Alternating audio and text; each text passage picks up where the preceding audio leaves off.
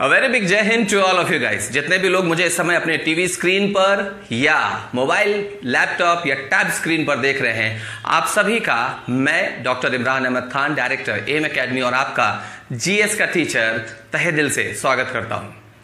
और ऐसी उम्मीद करता हूं कि जितनी मेहनत हमारे टीचर्स आपके लिए वीडियोस के थ्रू इस कोरोना टाइम में पढ़ाई के मार्फत कर रहे हैं, उतनी ही मेहनत आप भी अपनी तरफ से कर रहे होंगे।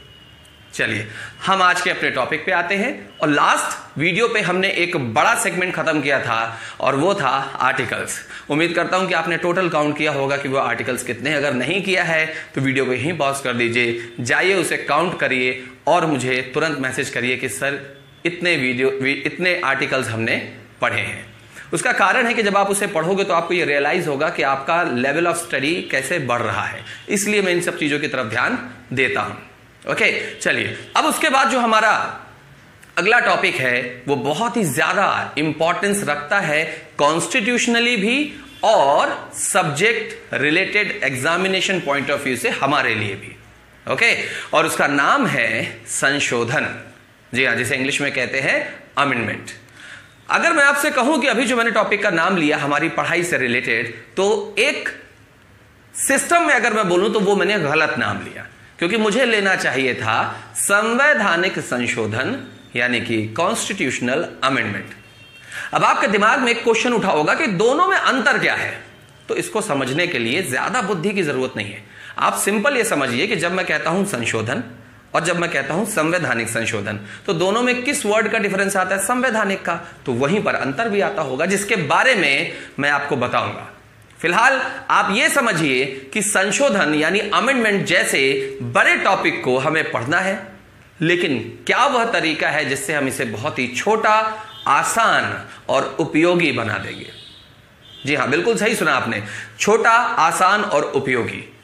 ठीक, अब यह कैसे करना है, इसे समझने के लिए आपको स्क्रीन की तरफ थोड़ा अपना ध्यान देना पड़ेगा। स्क्रीन में आप देख रहे होंगे तो आपको पूरा एक स्ट्रक्चर मिल रहा होगा, जिसमें मैंने एक रूपरेखा तैयार की है, एक ड्राफ्टिंग तैयार की है इस टॉपिक को पढ़ने के लिए। क्योंकि मैं आपको बता दूं कि इस टॉपिक को बिना ड्राफ्टिंग के जो भी लोग पढ़ते हैं उनके लिए एक बहुत बड़ा कांड महसूस होता है ये। लेकिन सही कांड तो तब होता है जब आप किसी अच्छे एग्जाम को दे रहे हो या किसी छोटे एग्जाम को भी दे रहे हो और वहां पूछ लिया जाए कि फलाना संशोधन किससे संबंधित है, या यह कब हुआ था, या इसमें यह चीज कहां दी हुई है, किस संशोधन में। तो वहां पर मामला सारा मेहनत का हमारा खराब हो जाता है। एग्जाम में एक एक नंबर की एक्सट्रीम वैल्यू होती है। चलिए, तो आपका ध्यान हम स्क्रीन की तरफ लेके चलते हैं और आप यहां पर देखेंगे संशोधन के लिए सबसे पहला पॉइंट जो हम पढ़ेंगे वह है उसका वर्ड मीनिंग, यानी एक्चुअली संशोधन कहते किसे हैं। ठीक है, इसके बाद हम चलेंगे कि संशोधन और संवैधानिक संशोधन में क्या अंतर है, जो कि अभी थोड़ी देर पहले मैंने आपको बताया था। फिर अगला जो हमारा पड़ाव होगा वह ये कि संशोधन की प्रक्रिया यानी प्रोसेस ऑफ अमेंडमेंट होती कैसे है, कैसे हम एक प्रस्ताव के बारे में बात करते हैं, फिर उसे विधेयक समझते हैं और कब हम उसे एक कानून कहते हैं। देखिए, जो बात कही गई होती है वो बदलती तो है नहीं तीनों चरणों में। जैसे मैंने अगर कह दिया कि मैं चाहता हूं कि इस देश में सब लोग लौकी खाना शुरू कर दें, तो यह बात आखिरी तक, जब तक यह कानून ना बन जाए, बात यही रहेगी। लेकिन क्या कारण है कि जिसकी वजह से हम ये तीन अलग अलग शब्दों का उपयोग करते हैं, हम उसको पढ़ेंगे। आगे चलेंगे। संशोधन के लिए जरूरी होता है बहुमत यानी फेवर वोटिंग। तो वो बहुमत कितने प्रकार के होते हैं और वह किस तरह से परिभाषित होते हैं वो भी हम पढ़ेंगे। इसके बाद हम जाएंगे रिसोर्स पर कि हमारे अमेंडमेंट का रिसोर्स क्या है, संशोधन का रिसोर्स क्या है और उसकी संवैधानिक यानी कॉन्स्टिट्यूशनल स्टेटस क्या है, स्थिति क्या है। फिर हम वर्तमान करंट से जोड़कर इसे थोड़ा पढ़ेंगे कि वर्तमान में क्या स्थिति है, कितने संशोधन है, कितने विधेयक हैं, कौन से पारित हुए, कौन से नहीं हुए। फिर उसके बाद हम आपको यह बताना चाहेंगे, जो हम अभी बताएंगे, कि संशोधन का एक टॉपिक नहीं होगा एक लेक्चर में। ये एक टॉपिक आपको 2 से 3 लेक्चर में मैं डिवाइड करूंगा। यह डिपेंड करता है इस बात पर कि जब आप संशोधन का पहला वीडियो जब आप देख चुके होंगे और उसके बाद आप मुझे क्या एडवाइस करते हैं कि सर इसके 2 टॉपिक कर दीजिए या इसे 3 में डिवाइड कर दीजिए, हमारे लिए पढ़ना आसान हो जाएगा। उसके अकॉर्डिंग मैं बनाऊंगा जो आप रिप्लाई मुझे करेंगे। लास्ट में आपको यहां बताना चाह रहा हूं कि आज के वीडियो में हम 18 कॉन्स्टिट्यूशनल अमेंडमेंट्स को पढ़ने वाले हैं, 18 को। लेकिन वो ऐसे नहीं है कि 1 2 3 4 से लेकर 18 तक नहीं, ऐसे आपको संशोधन पढ़ना ही नहीं है। ज्ञानी बनने के लिए पढ़ाई नहीं करनी, एग्जाम निकालने के लिए पढ़ना है। ओके, चलिए तो हम शुरू करते हैं अपने आज के पूरे सिस्टम को जैसा कि आपको समझाया गया है वैसा ही। उस टॉपिक में सबसे पहले आप स्क्रीन में देख रहे हैं क्या आ रहा है, संशोधन की परिभाषा, मतलब संशोधन शब्द का मतलब क्या है।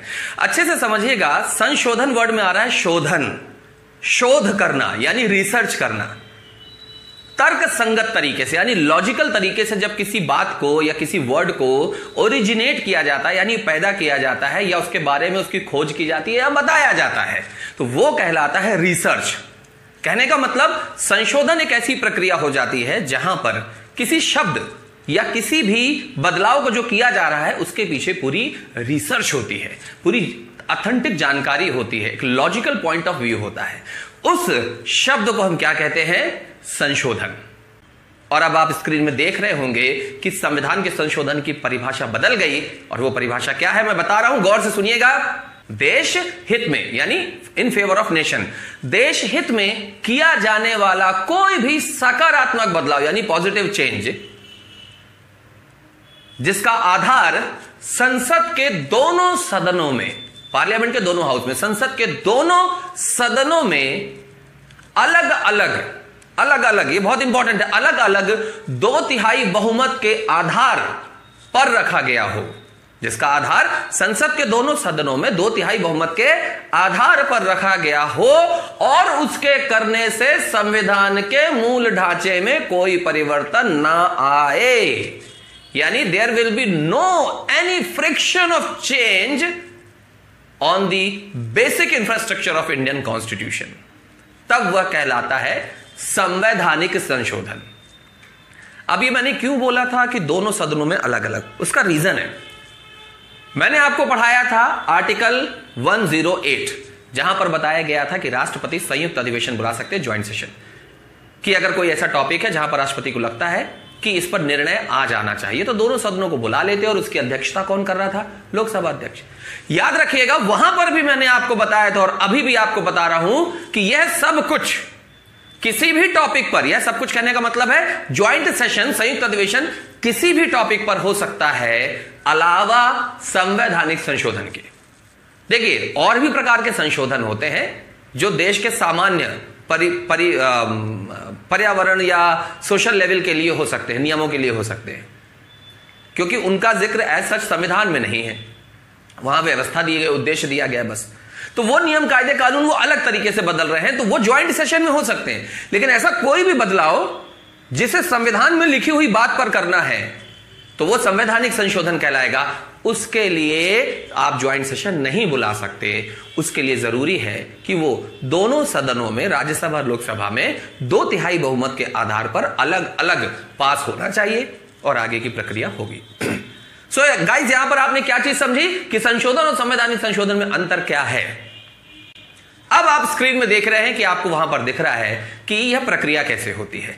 वहां पर आपको साफ साफ दिख रहा है प्रक्रिया में कि एक प्रस्ताव लिखा है, फिर विधेयक लिखा है, फिर कानून लिखा है, प्रस्ताव के नीचे प्रपोजल लिखा है, विधेयक के नीचे बिल लिखा है, कानून के नीचे लॉ लिखा है। इतना तो आप भी समझते हैं कि कोई एक प्रस्ताव आएगा, वो प्रस्ताव आगे जाकर विधेयक बनता है और विधेयक के बाद वो लॉ बनता है। और जो बच्चे नहीं समझते हैं वो अब समझ जाएंगे, पूरी लाइफ नहीं भूलेंगे। इसको समझने के लिए आपको सिंपल सा एक प्रोसीडिंग याद रखनी है, और वो प्रोसीडिंग क्या है उसकी तरफ ध्यान दीजिए। मैं यहां बता रहा हूं, यहां ध्यान दीजिएगा। मैंने बोला कि एक एग्जाम्पल मैंने दिया कि ये क्या है, राज्यसभा, फिर ये क्या है, लोकसभा, और यहां कौन है, राष्ट्रपति। ठीक है, यहां राज्यसभा, इधर लोकसभा, तो यह भी हो सकता था कि लोकसभा ऊपर होती और राज्यसभा नीचे होती, दोनों में से कोई भी पहले आ सकता है। मान लीजिए कि मैं एक व्यक्ति हूं, मी, जो राज्यसभा का मेंबर है और उसे लगता है कि फीमेल का जो रिजर्वेशन है वो बढ़ा देना चाहिए, प्लस कर देना चाहिए। यह बात जब मैंने रखी तो राज्यसभा में 2/3 वोटिंग इसे मिल गया, यानी 2/3 वोटिंग इसे मिल गया, तो ये अब कहां जाएगी, लोकसभा में। यहां पर भी विचार हुआ और 2/3 वोटिंग मिल गया, तो ये कहां जाएगी, राष्ट्रपति के पास, और राष्ट्रपति ने अगर अपने सिग्नेचर कर दिए तो फिर ये क्या बन जाएगा, एक लॉ काइंड ऑफ बन जाएगा, एक कानून बन जाएगा। तो देखिए यहां आपको ये तो पता चल गया कि कानून वर्ड क्या है, लेकिन जब एक व्यक्ति के द्वारा एक फीमेल रिजर्वेशन की बात कही गई तब यह केवल एक प्रस्ताव था, यानी यह एक प्रपोजल था। लेकिन प्रपोजल के बाद जब पहले सदन में से 2/3 बहुमत मिल गया तो यह एक विधेयक बन गया, ये एक विधेयक बन गया जिसे आप बिल के नाम से जानते हैं। और यही विधेयक अगले में जब 2/3 बहुमत ले लेगा तो ये क्या बन जाएगा, ये कानून बन जाएगा। ये क्या बन जाएगा, कानून बन जाएगा। यहां पर आपको समझ में आया कि संशोधन की प्रक्रिया आर्टिकल 111 में मैंने बताया था कि इसी तरीके से कोई भी बिल चलता है, कोई भी विधेयक चलता है, यही सदन की प्रक्रिया होती। जरूरी नहीं कि ये संशोधन के लिए हो, ये सामान्य प्रक्रिया भी हो सकती है, लेकिन प्रोसीडिंग यही होगी। यहां राज्यसभा की जगह पहले लोकसभा भी हो सकती थी, ठीक है, यहां पर लोकसभा की जगह राज्यसभा भी हो सकती थी। अलावा धन विधेयक के, क्योंकि जब धन विधेयक होगा तो मैंने आपको बताया कि धन विधेयक में पहले हमेशा लोकसभा आएगी, फिर राज्यसभा आएगी और फिर राष्ट्रपति के सिग्नेचर की बात आएगी। ये किस पे हो रहा है, धन विधेयक पर। ठीक है, गंदी राइटिंग के लिए मैं माफी चाहता हूं, थोड़ा गंदी इसलिए आ रही क्योंकि एक तो उल्टा लिखना पड़ रहा है, दूसरा नया पेन है। Okay, so this was about the कि कैसे हम संशोधन की प्रक्रिया को समझे। नाउ अब बारी है इस बात को समझने की कि हमने पूरे सदन में और उसकी प्रोसीडिंग में बहुमत को बार बार रिपीट किया है, फेवर वोटिंग को बार बार रिपीट किया है। तो अब ये कितने प्रकार का होता है मैं बोल रहा हूं, तब तक आपकी स्क्रीन में वो चीज ऑलरेडी दिख रही है। बहुमत 3 प्रकार के होते हैं, जिसमें से 2 यानी दूसरा और तीसरा ही सबसे ज्यादा इंपॉर्टेंट है। पहला इतना इंपॉर्टेंट नहीं होता, लेकिन इंपॉर्टेंस तो है सदन के हिसाब से, प्रोसीडिंग के हिसाब से। पहला होता है साधारण बहुमत, दूसरा होता है विशेष बहुमत और तीसरा होता है अति विशेष। साधारण simple favour voting, special favour voting, very special favour voting. बात समझ में आ रही है? अब ये साधारण बहुमत क्या होता है मैं आपको बताता हूं, जरा समझिएगा। मान लीजिए कि मैं लोकसभा का अध्यक्ष हूं, ठीक है, और आप और आपके आसपास जो लोग बैठे हुए लोकसभा के सदस्य हैं। एक कोई ऐसी छोटी सी बात आती है जिसका सीधा संबंध केवल आपके हमारे यानी मंत्री गणों से या संसद के सदस्य हैं, उनके जीवन से संबंधित है, उनकी कोई व्यवस्था है जिससे देश का कोई ऐसा डायरेक्टली कोई लेना देना नहीं है, या फिर और देश से संबंधित ऐसा कोई मामला जो बहुत ही सामान्य है। तो उस सामान्य के लिए एक साधारण बहुमत की बात होती है। साधारण बहुमत मतलब उसमें ना कैलकुलेशन नहीं किए जाते, कैलकुलेशन नहीं होती, उसमें बस एक अंदाज लगा लिया जाता है जिससे सभी लोग सहमत होते हैं। अब ये पूरी बात क्या है, मैं फिर से आ रहा हूं कि मैं लोकसभा अध्यक्ष हूं, आप लोकसभा के सदस्य हैं और आपके आसपास भी वही लोग बैठे हुए हैं जो कि 545 है। ओके, चलिए अब मैंने अगर कोई टॉपिक पर बात करी कि कितने लोग इसका फेवर करते हैं, तो आप जिस डेस्क में बैठे हैं उस डेस्क को कैसे बजाएंगे, तो फेवर वाले बजाएंगे और उसके बाद कितने लोग हैं जो फेवर नहीं करते हैं वो बजाएंगे। जिसकी आवाज ज्यादा सुनाई देगी लोकसभा अध्यक्ष मान लेंगे कि वही निर्णय है। इसे कहते हैं ध्वनि मत, साउंड वोटिंग। ओके, जिसका बहुत ज्यादा चर्चा नहीं होता है। लेकिन इसके बाद जो अगला आता है, अगला क्या है, पहला तो हमने बता दिया साधारण बहुमत,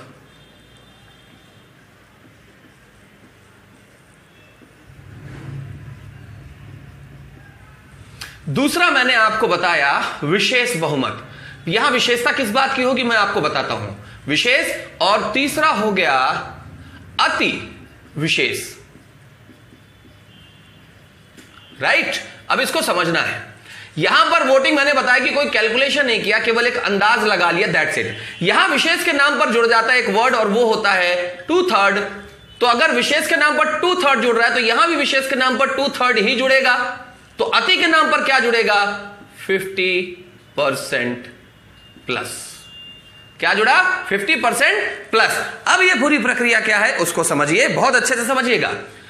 विशेष बहुमत का मतलब होता है कि जब दोनों ही सदनों में, राज्यसभा और लोकसभा दोनों में ही 2/3 बहुमत मिलकर व्यवस्था आगे जाए तो वो विशेष बहुमत कहलाएगा।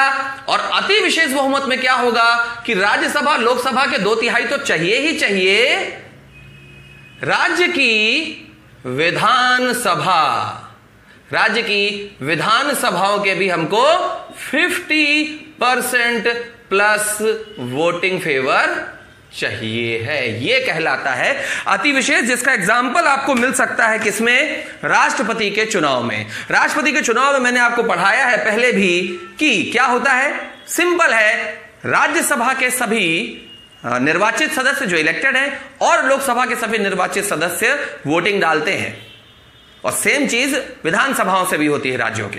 फर्क इतना है कि राज्यसभा और लोकसभा के 2/3 बहुमत चाहिए और विधानसभा से 50% प्लस वोटिंग चाहिए। तो यह कहलाता है अति विशेष, और विशेष जब तक बात केवल राज्यसभा लोकसभा के 2/3 बहुमत तक हो, जैसे कि उपराष्ट्रपति का चुनाव। बात समझ में आ गई? और इसके तो बहुत सारे एग्जाम्पल हो सकते हैं जिसके बारे में हमको चर्चा करने की जरूरत नहीं है। ये 3 प्रकार के बहुमत होते हैं जिसके बारे में मैंने आपको जानकारी दी है। अब इसके बाद हम स्क्रीन की तरफ चलते हैं, और पहले तो इसको वाइप कर दें, स्क्रीन की तरफ चलते हैं और अपने एक्सप्लेनेशन के अगले और महत्वपूर्ण पड़ाव में आते हैं जो कि क्वेश्चन बना सकता है, और वो क्या है? रिसोर्स कहां से है, संवैधानिक स्थिति कहां है। बहुत शॉर्ट में समझिए, रिसोर्स का मतलब हमारे संविधान में ये आया कहां से। तो बाबा साहब भीमराव अंबेडकर जी ने, मैंने आपको बताया था कि जब कॉन्स्टिट्यूशन लिखा तो उसे 2 पार्ट में डिवाइड किया, 75% और 25%। 75 हमने कहां से लिया? अपने देश के 1935 के भारत शासन अधिनियम से, इंडियन गवर्नमेंट एक्ट से। और 25% उन्होंने कहां से लिया? दुनिया के अलग अलग देशों की संवैधानिक व्यवस्थाओं के सबसे मजबूत और उपयोगी पॉइंट्स। तो इसको थोड़ी देर के लिए अलग कर दीजिए। ये 25% में से ही एक है, क्योंकि इसे लिया गया है साउथ अफ्रीका की संवैधानिक व्यवस्था से। साउथ अफ्रीका के लिए हमने संशोधन लिया, और संविधान में से 368, क्योंकि घर में संशोधन सब चीजों का कौन करता है? मां का लकी नंबर 8। 368 आर्टिकल में इसे रखा। मैं अगर फिर से बोलूं तो एक लाइन में कहा जाएगा कि भारत में, भारतीय संविधान में होने वाला संशोधन का वर्णन आर्टिकल 368 में मिलता है, जिस व्यवस्था को हमने साउथ अफ्रीका यानी दक्षिण अफ्रीका की संवैधानिक व्यवस्था से लिया है। तो यह हो गई संवैधानिक स्थिति और उसका रिसोर्स।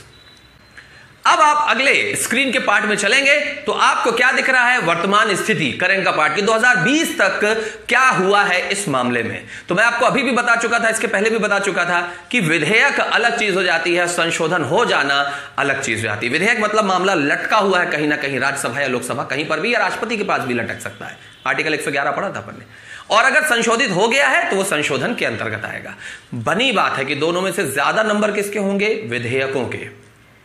ठीक है, कई बार विधेयकों को लोग केवल संशोधन बोल देते हैं, और जो संशोधन हो चुका होता है उसे कानून बोल देते हैं या संशोधित बोल देते हैं। तो सही शब्द है विधेयक और संशोधन। तो संशोधन कम हुए होंगे, विधेयक ज्यादा होंगे।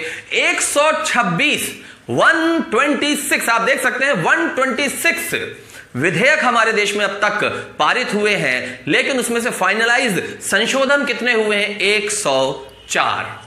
करंट का पार्ट है ये, आपके करंट वाले सर आपको बखूबी इसको पढ़ाएंगे, और वो कंटिन्यू चल भी रहा है। तो 104 संशोधित हो चुके हैं, जबकि 126 कैसे हैं? जो प्रस्ताव विधेयक तक पहुंचे, विधेयक तक पहुंच पाए, बिल तक पहुंच पाए। बात समझ में आ रही है आपको? तो ये हो गई वर्तमान स्थिति। अब हम आज के लेक्चर के बहुत ही ज्यादा इंपॉर्टेंट और दूसरों के लिए बहुत टफ पार्ट को इंट्रोड्यूस करने वाले, और वो पार्ट है आर्टिकल्स को, संशोधनों को याद करना, जिसका पहले हिस्से में 18 संशोधन हम पढ़ने वाले हैं। आप स्क्रीन में देखेंगे तो आपको सबसे पहले एक सेगमेंट दिख रहा है। उस सेगमेंट में साफ साफ दिया हुआ है, पहला सेगमेंट है 1 2, फिर उसके बाद दिया हुआ है 7 to 14, उसके बाद दिया हुआ है 18, 52 और 91, और उसके बाद दिया हुआ है 73 और 74। हम शुरू करेंगे उल्टा, 73 और 74। अब आप स्क्रीन पे देख रहे हैं कि आपके पास दो संशोधन लिखे हुए दिख रहे हैं, एक 73 और एक 74, और उनके सामने साफ साफ शब्दों में लिखा हुआ, जो कि आप पहले ही पढ़ चुके हैं जब हमने पंचायत पढ़ा था टॉपिक। 73 कॉन्स्टिट्यूशनल अमेंडमेंट में यानी संवैधानिक संशोधन में यह बताया गया कि अब 1993 के समय से लेकर आगे तक के लिए पंचायत को एक संवैधानिक दर्जा दे दिया गया है, कॉन्स्टिट्यूशनल स्टेटस। अब ये संवैधानिक दर्जा देने का मतलब क्या होता है? सीधी बात है, जब किसी पॉइंट को, किसी फैक्ट को या किसी स्थिति को हम संविधान में दर्ज कर देते हैं, यानी अब संविधान की पुस्तक में, उसके सिस्टम में दर्ज हो जाता है, तो उसे हम संवैधानिक बोलने लगते हैं। जब तक दर्ज नहीं होता तो वह संवैधानिक नहीं है। गैर कानूनी होना और गैर संवैधानिक होना, दोनों में अंतर है।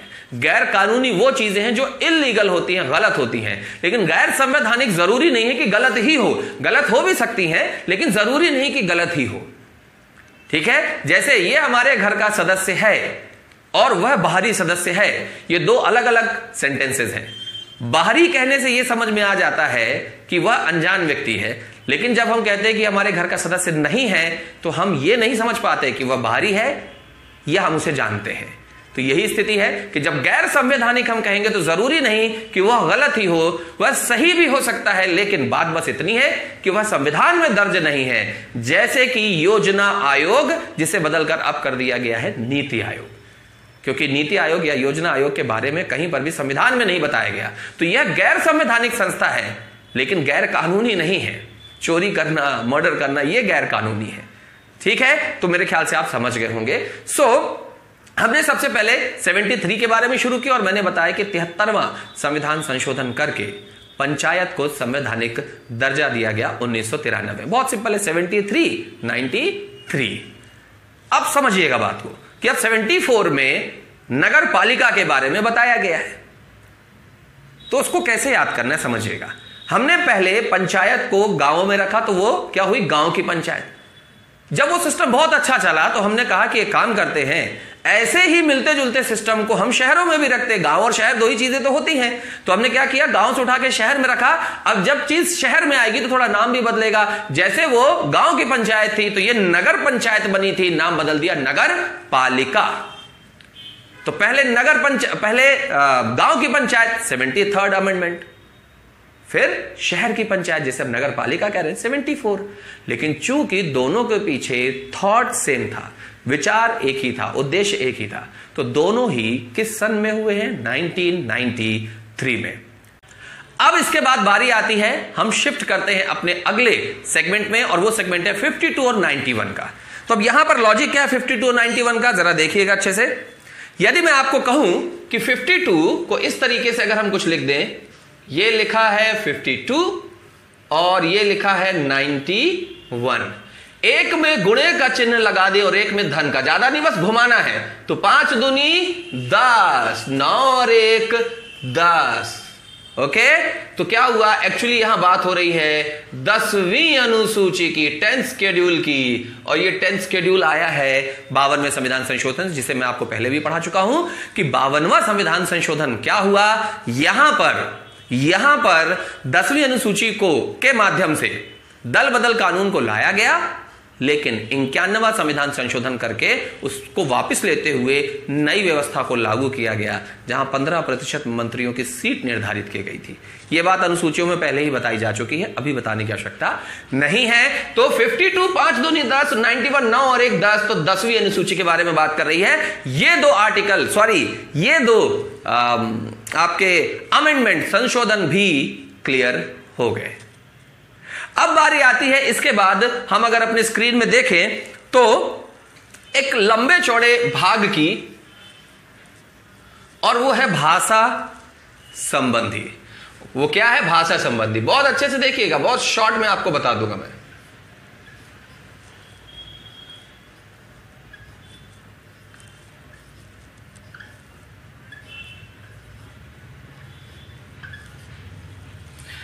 21वां संविधान संशोधन 1967 में हुआ, 71वां संविधान संशोधन 1992 में हुआ, और 92वां संविधान संशोधन सन 2003 में हुआ। तो हमको पहले तो इनके सन याद करने, उसका बहुत अच्छा तरीका, एक लॉजिक है कि चीजें कैसे जुड़ती हैं, उसको जुड़ने को समझिएगा आप।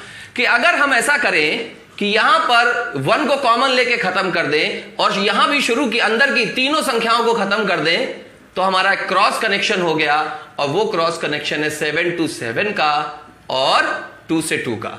हुआ ये कि अब आप भूलेंगे नहीं, आपके ऑप्शन में अगर कोई नंबर यहां सन के आते हैं तो आप इसको मैच करके याद कर सकते हो कि भाई साहब जो 21 वाला था वो 1967 के साथ मैच करेगा, और जो 71 वाला था वो 1992 के साथ मैच करेगा। फिर क्या करो, 92 को उठाओ और सीधे यहां डाल दो, यहां भी 92 है। और 92 में क्या बताया गया है, गौर से देखिएगा, एक कोड मैंने आपको बताया था, वो कोड था, कुछ को तो याद आ गया होगा, सेंधा नमक SDM बोर्ड, सेंधा नमक SDM बोर्ड। सेंधा मतलब सिंधी, यानी 1967 में 1967 में 21वां संविधान संशोधन करके सिंधी भाषा को संवैधानिक दर्जा दिया गया। फिर 1992 में 71 कॉन्स्टिट्यूशनल अमेंडमेंट करके नेपाली, मणिपुरी और कोंकणी, कौन सी भाषा, नेपाली, मणिपुरी और कोंकणी को संवैधानिक दर्जा दिया गया। और फिर 2003 में 92वां संविधान संशोधन करके संथाली, डोंगरी, मैथिली और बोडो को संवैधानिक दर्जा दिया गया।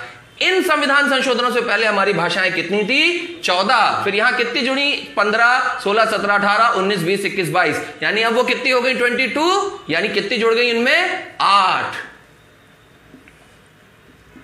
तो ये तो आपको मैं पहले भी बता चुका हूं। अब मामला यहां रुका था कि यहां का 92 तो यहां लिख लिया, अब इस 92 के आगे 2003 कैसे लाए, तो गौर से देखिए ये कितने अक्षर हैं, 3। ये SDM कितने हैं, 3, और बोडो कितने अक्षर है, 2। तो SDM बोर्ड से हमने क्या कर लिया कि 2003 निकाल लिया। इस तरीके से आपको क्या पता चल गया कि 21वां संविधान संशोधन में कितनी भाषाएं जोड़ी गई और वह कब हुआ, 71वां संविधान संशोधन में कितनी भाषाएं जोड़ी गई और वह किस साल हुआ, और 92वां संविधान संशोधन में कितनी भाषाएं जोड़ी गई और वह किस साल हुआ। 92 को आप एक और तरीके से निकाल सकते हो, 21 और 71 को जोड़ दीजिए, 92 आ जाएगा। 21 71 इक्वल टू 92। और SDM बोर्ड 2 अक्षर, SDM 3, तो 2003। तो यह वो तरीका था जिसके माध्यम से हमने और 3 कॉन्स्टिट्यूशनल अमेंडमेंट आसानी से पढ़ लिए। अब इसके बाद बारी आती है एक बहुत ज्यादा बड़े और लंबे चौड़े सेगमेंट की, और वो सेगमेंट है 7 से 14। नाउ आपको स्क्रीन पर बहुत साफ साफ शब्दों पे लिखा हुआ दिख रहा है, स्क्रीन मतलब मेरा कहने का ये है, बोर्ड की तरफ ध्यान दीजिए कि यहां पर लिखा हुआ है जो बचे हुए हमारे संशोधन है फिलहाल आज के टॉपिक पे 1 to 7 to 14 और 18, 1 to 7 to 14 और 18। इसके लिए हमें करना क्या है, हमें एक सिंपल सा कोड याद रखना, और वो कोड बहुत सिंपल है, आपके स्क्रीन पे भी शायद लिखा हो, आप देख सकते हैं। हमको इसको लिखना है पुनः सीट 10 साल, जैसे लिखा है वैसे ही लिखना है, अपने मन से नहीं। पुनः सीट 10 साल बारी खुली। कितना सिंपल सेंटेंस है, पुनः यानी दोबारा, पुनः सीट 10 साल बारी खुली, दान खाली स्थान, दान खाली स्थान, गोद नापा। पुनः सीट 10 साल बारी खुली, दान खाली स्थान, गोद नापा। पुनः सीट 10 साल बारी खुली, दान खाली स्थान, गोद नापा। अब इसका मतलब क्या है जरा हम समझते हैं, बल्कि मैं तो कहूंगा उससे पहले एक्चुअली हम इसको कवर कर ले।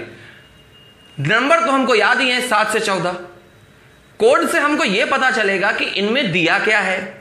अब हम ऐसा करते हैं कि हम ये भी पता कर लेते हैं कि ये हुए कब यानी इनके सन। तो उसके लिए बस आपको पहला वाला ध्यान रखना, पुनः का मतलब है पुनः गठन, और पुनः गठन हमारे यहां किस चीज का हुआ था, राज्यों का, और कब हुआ था, 1956 में। तो यहां पर लिख दिया हमने 1956। अगला सन निकालना है तो क्या करो, 6 को उल्टा कर दो, 1959। फिर अगला नंबर क्या आता है, 1960। फिर अगला नंबर क्या आता है, 1961। लेकिन अब 2 बार लिखेंगे हम इसको, 2 बार, 1961 अगेन, और फिर 1962। हम फिर से लिखेंगे 1962, और अब तो जगह बची नहीं, 14वां आखिरी है, तो 19 सीधे सीधे लिख दो, 63 एक बार में। पुनर्गठन राज्यों का हुआ था 56 में, तो 6 को उल्टा कर दिया 59। फिर गिनती शुरू करो, 1960, 61 को 2 बार, 62 को 2 बार, 63 के लिए जगह ही नहीं है क्योंकि ये अलग है और ये अलग है। फिलहाल हमको ये देखना था। तो अभी तक जो हमको समझ में आया वो मामला क्या है? वो मामला ये है कि 7वां संविधान संशोधन 1956 में हुआ, 8वां संविधान संशोधन 1959 में हुआ, 9वां कॉन्स्टिट्यूशनल अमेंडमेंट 1960 में हुआ, 10th कॉन्स्टिट्यूशनल अमेंडमेंट 1961 में, 11th कॉन्स्टिट्यूशनल अमेंडमेंट भी 1961 पे, 1962 में 12th और 13th भी हुए, जबकि 1963 में 14th कॉन्स्टिट्यूशनल अमेंडमेंट हुआ। हाउ इजी इट इज, कितना आसानी से याद हो गया। और हमने अभी भी अपना कोड क्लियर कर लिया था कि पुनः सीट 10 साल बाद इकुली दान खालिस्तान गोद नापा। तो अब इसको समझते हैं कि ये क्या लिखा है। तो भाई 7वें में तो हमने बता दिया कि राज्य पुनर्गठन के बारे में बात हुई थी। किसके बारे में बात हुई थी? राज्य पुनर्गठन के बारे में। अब ये सीट 10 साल बनी बात है कि SC ST और एंग्लो इंडियंस के लिए सीट 10 साल का रिजर्वेशन बढ़ाने की बात हुई 1959 में 8वें संविधान संशोधन में। बारी और खुली क्या है? तो मैं आपको बता रहा हूं, यह जगह का नाम है बेरूबारी और दूसरी एक जगह है खुलना। देखो बारी खुली, ये दोनों जगहें जो है ये भारत पाकिस्तान की बॉर्डर में है, जिसे गौर से देखिएगा, जिसे 1958 के एक समझौते के तहत 1960 में पाकिस्तान को भारत ने दे दिया। 9वां संविधान संशोधन जो 1960 में हुआ में बोला गया कि बेरूबारी और खुलना नामक स्थान को 1958 के भारत पाकिस्तान समझौते के अनुसार भारत ने पाकिस्तान को दे दिया। आगे चलते हैं। दान, तो दा से है दादरा, सब लिखा है, लेकिन यहां देखिए दादरा नगर हवेली, दादरा नगर हवेली, इन दोनों को केंद्र शासित राज्य का दर्जा दिया गया, यूनियन टेरिटरीज का दर्जा दिया गया। फिर अगला है 11वां खाली स्थान। यहां एक मामला था 1957 में जो राष्ट्रपति चुनाव हुए थे, उनको चैलेंज किया गया था कि उस समय पर लोकसभा में या राज्यसभा में या विधानसभा में सीट्स खाली थी, वहां पर लोग नहीं थे, जितनी बोलनी चाहिए थी उतनी नहीं थी, उससे खाली थी। तो सुप्रीम कोर्ट ने 1961 में यह निर्णय दिया था, यह डिसीजन दिया था कि यदि संसद में खाली स्थान है तो भी राष्ट्रपति के चुनाव कराए जाएंगे और वो मान्य होंगे। ये बात मैंने राष्ट्रपति वाले सेगमेंट में आपको पढ़ाई भी थी। ओके, इसके बाद हम गोद में आते हैं। तो गो से है गोवा और दा से है दमनदीव। क्या? दमनदीव। इन दोनों को भी केंद्र शासित राज्य का दर्जा दिया गया। जानने योग्य बात यह कि देखिए गोवा को भी पहले क्या किया गया है? यूनियन टेरिटरी यानी केंद्र शासित राज्य का दर्जा दिया गया है। ना से हम आते हैं तो यह है नागालैंड यानी 1962 में 13th कॉन्स्टिट्यूशनल अमेंडमेंट में नागालैंड को विशेष राज्य का दर्जा दिया गया है।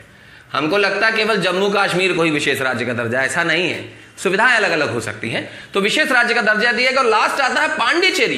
पांड्या जी आ गए, पांडिचेरी। तो पांडिचेरी को भी केंद्र शासित राज्य का दर्जा दिया गया था 1963 में। अब केंद्र शासित राज्यों की बात आ रही है तो एक काम करते हैं, पांडिचेरी से एक और केंद्र शासित राज्य की बात करते हैं जो सबसे नया था, वो था चंडीगढ़। तो देखिए आपको क्या मिला? चंडीगढ़ एक केंद्र शासित राज्य का दर्जा लेता है 18वें में। किसमें? 18वें में। और कुछ नहीं करना, 3 में 3 जोड़ दीजिए, 1966 में। एक्चुअली पूरा मामला 1966 का यह था कि 1966 में 18वें संविधान संशोधन में एक्चुअली पंजाब से हरियाणा अलग हुआ था। देखिए पंजाब हरियाणा एक जैसे, 6 जैसे। पंजाब को पंजाबी भाषी लोगों के आधार पर अलग किया गया, हरियाणा को हिंदी, ध्यान से सुनिए, हरियाणवी नहीं, हिंदी भाषी लोगों के नाम पर अलग किया गया। पर्वतीय क्षेत्र को हिमाचल के हिस्से में दे दिया गया और एक सेगमेंट जो बच गया उसे चंडीगढ़ केंद्र शासित राज्य बोल दिया गया। यह 18वां संविधान संशोधन 1966 में हुआ था। बात समझ में आ गई आपको? अब इसके बाद हम पहले और दूसरे की बात करते हैं। तो हमको भी पता है कि संशोधन की प्रक्रिया 1950 के बाद शुरू हुई है, क्योंकि संविधान जब लागू होगा तब तो प्रोसेस आगे बढ़ेगी। तो पहला संविधान संशोधन 1951 में ही हो गया और दूसरा संविधान संशोधन 1952 में भी, पहला और दूसरा। ठीक, तो पहले वाले में आपको भी पता है कि 9वीं अनुसूची हमने जोड़ा था, आपके स्क्रीन में भी लिखा है।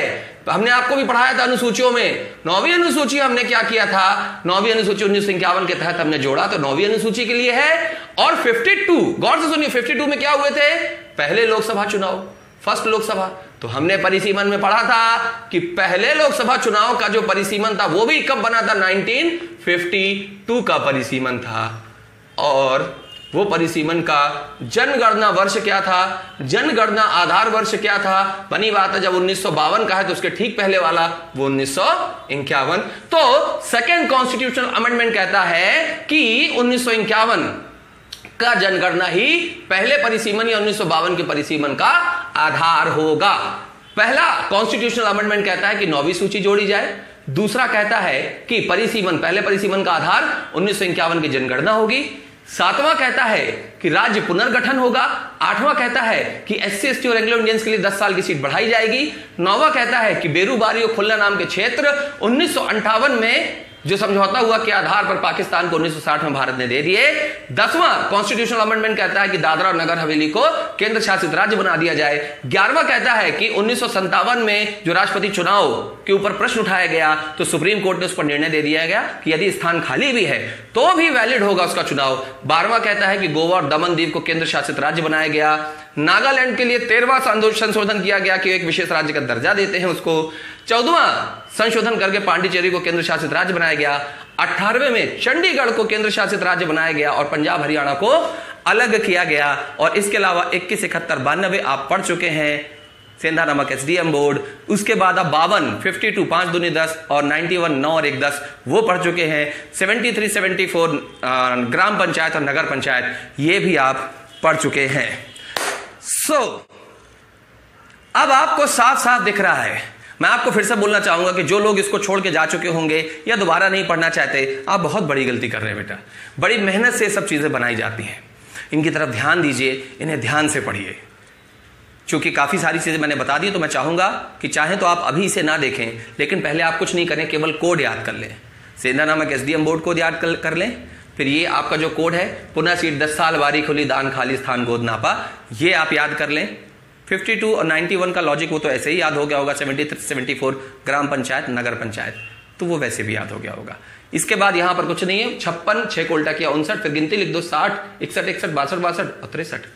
63 में 3 आ रहा था, 3 जोड़ के 6 कर लो, ठीक है। फिर क्या करो, 6 3 18 तो आपको 18वां मिल जाएगा। 6 3 18 तो 18वां मिल जाएगा, ठीक है। वैसे भी देख सकते हो आप 3 6 हैं, 1 2 3 6। बहुत सारे लॉजिक होते हैं याद करने के। 21 71 वाला भी मैंने आपको बताया कि किस तरीके से 1967 और 1992 का उसे बनाकर आप याद कर सकते हो। तरीके बहुत सारे हैं और ये आपको तब अच्छे से समझ में आएगा जब आप अपनी कॉपी में इसे लिखेंगे, राइट डाउन करेंगे, नोट डाउन करेंगे। आज के वीडियो में इतना ही। इसका अगला भाग लेकर मैं आपको अगले वीडियो में मिलता हूं, उम्मीद के साथ कि आप अगला भाग बहुत सशक्त तरीके से पढ़ने के लिए तैयार होंगे। अपने कॉन्फिडेंस को ऊपर रखिए। खर्च करने के लिए मैं बार बार याद दिला रहा हूं, बहुत सारे लोग ये गलती कर रहे हैं। अगले 3 महीने अगर आप पढ़ रहे हैं, आप सोचिएगा कि 3 महीने 4 महीने अगर आप पढ़ रहे हैं तो कितने दिन होता है 4 महीने। 4 महीने का मतलब हो गया बेसिकली 25 चौको 100 दिन, 25 26 लेक्चर जाते हैं तो 25 चौको 100 दिन, और पर डे 2 लेक्चर जा रहा है तो 100 लेक्चर 100 दिन में मतलब 200 लेक्चर। जो लोग नहीं पढ़ रहे हैं वो 800 1600 2400 रुपए बचाएंगे, लेकिन जो पढ़ रहे हैं आप उनसे कितने लेक्चर ज्यादा हैं, 200 लेक्चर ज्यादा हैं आप। बात समझ में आ रही? 200 लेक्चर, एक लेक्चर 1 घंटे का तो 200 लेक्चर 200 घंटे, और 200 घंटे का मतलब 3 से 4 दिन, और मेरे ख्याल से शायद उससे भी ज्यादा आप उनसे आगे हैं कंटिन्यूअस स्टडी में, तो आप दूसरों से भी आगे होंगे। याद रखिए, एक्सक्यूज वो लेते हैं जिनके पास हिम्मत और दम नहीं होती। समस्या हो आप आइए, हम आपके साथ खड़े हैं, याद रखिए। और आप उनमें से नहीं है, यकीन मानिए आप उनमें से नहीं है। आप धीरे चलिए। मार्टिन लूथर किंग कह के कहते हैं कि अगर उड़ सकते हो तो पंख फैला के उड़ो, उड़ नहीं सकते तो नीचे जमीन पर दौड़ो, दौड़ नहीं सकते तो चलो, चल नहीं सकते तो घसीटना शुरू करो, लेकिन रुकना मत। यह वीडियो आज मैं 15 अगस्त के दिन शूट कर रहा हूं, जब हमारा देश आजाद हो रहा है, 74वां स्वतंत्रता दिवस। मेरा काम हो गया तो अब मैं आपको स्वतंत्रता दिवस के दिल से बधाई दे सकता हूं। एम एकेडमी हमेशा भारत देश के शहीदों को नमन करता है, उनकी शहादत को नमन करता है, उनकी वैल्यू करता है। तो आपको इस बात का ध्यान रखना है कि स्वतंत्रता आपको किस चीज से चाहिए। आपको स्वतंत्रता चाहिए बेरोजगारी से, वरना देश की स्वतंत्रता से आपका कोई लाभ नहीं। आपको स्वतंत्रता चाहिए लोगों के कहे जाने वाले टॉन्ट से, नहीं तो आपको इस स्वतंत्रता का कोई लाभ नहीं। आपको स्वतंत्रता चाहिए कि आप अपने विचारों को खुलकर रख सको, विचारों को सामने आदान प्रदान कर सको, इस बात की स्वतंत्रता चाहिए, वरना ये स्वतंत्रता किसी काम की नहीं। जो स्वतंत्र है, अगर वो अपनी स्वतंत्रता का सही उपयोग करना चाहता है तो अपने उम्र के जिस पड़ाव में है उस काम को स्वतंत्रता पूर्वक कीजिए, क्योंकि वह केवल आपसे नहीं समाज से भी जुड़ा हुआ है। उसमें हम आपका साथ दे रहे हैं। इस बात पर कि हमको किस चीज की स्वतंत्रता चाहिए है, मैं किसी और दिन एक अलग से सेपरेट वीडियो बनाऊंगा। मन करेगा तो देखिएगा, नहीं मन करेगा तो कोई बात नहीं, क्योंकि स्वतंत्रता आपसे और आपके अपने लोगों से संबंधित है। Thank you so very much. Take care of yourself, take care of your lovely family and take care of your important, precious and hard career. जय Hind to all of you.